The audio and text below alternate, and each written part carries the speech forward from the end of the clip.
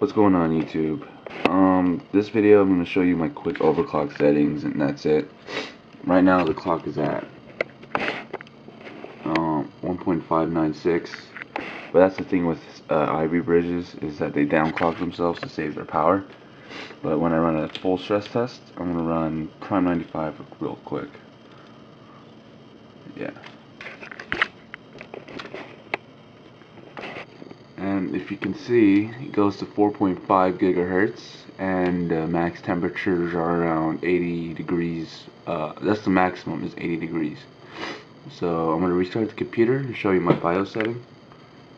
And that's my RAM and memory being tested. So I'm going to show you my overclock settings real quick in the BIOS, and yeah.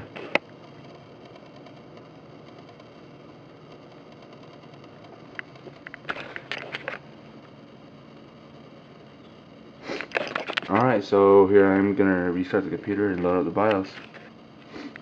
Alrighty, so here we are in the BIOS, and from here what you want to do is go into your advanced mode.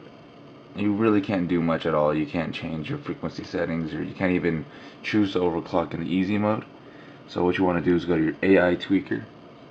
This is for your Asus motherboards only, and I have my overclock tuner set to XMP profile for my RAM supports it, and so pretty much your BCLK here. You don't want to change that. What you want to do with IV bridges and Sandy bridges is to overclock your core multiplier, and what this does is it raises your turbo mode.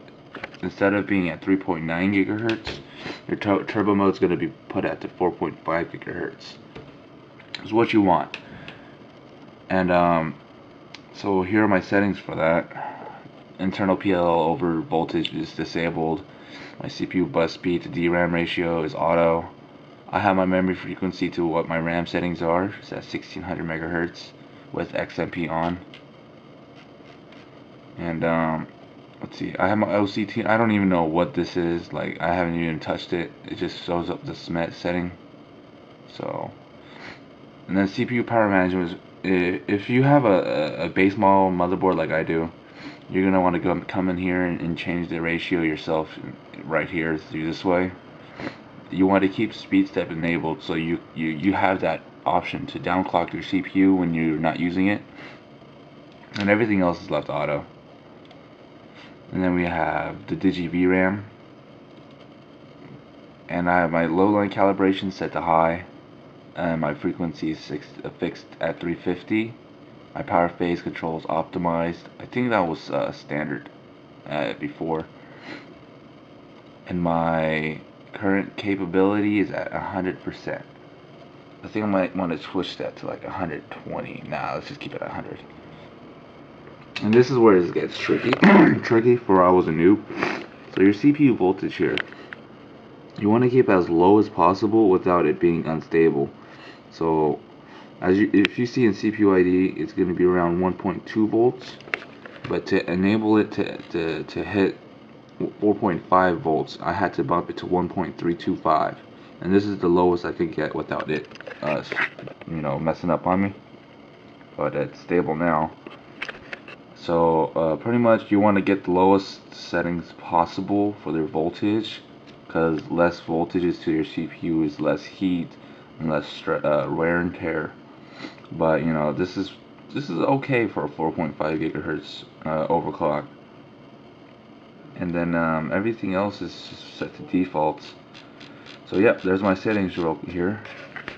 What you want to do is go to XMP profile for your memory. You want to keep your BLCK frequency to 100.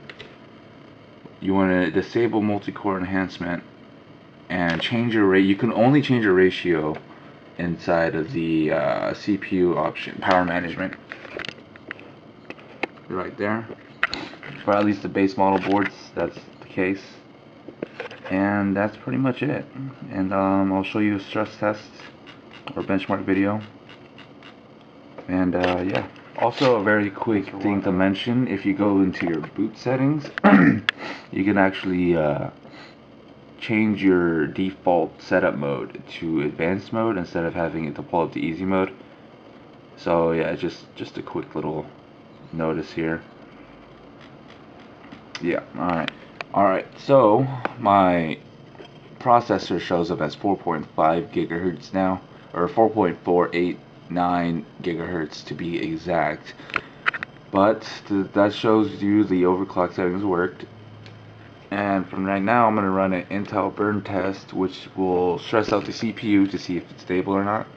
I'm running it just a standardized test with 15, just running it 15 times with 8 threads because I have a hyper-threading enabled. So I'll hit start and then I'll show you the results after that. But here is the 4.49 gigahertz and the right there temperatures, and we're pretty good here. So yeah, stay tuned. So when you finish the Intel burn test, it's going to give you the success logo. It's pretty much saying your system is stable and able to maintain its clock settings at the temperatures. So yeah, all you do is hit OK, and there you go. You have, well, I have successfully overclocked it to 4.5 gigahertz. But if you have the same system settings as me and the same motherboard, maybe you could get the same settings this easily. Alright, so a little update. But thanks for watching. This is Capable with a video showing you how to overclock. CPU actually is running a little cooler than usual, Except my Core 2 is running a little bit higher, around at 84 degrees Celsius. But yeah, here's my overall temperatures right now, and about 9 tests completed. It's pretty high, but then again, it's a pretty high overclock. I'm on air cool with the Hyper 212, so this is pretty much the best I can do right now.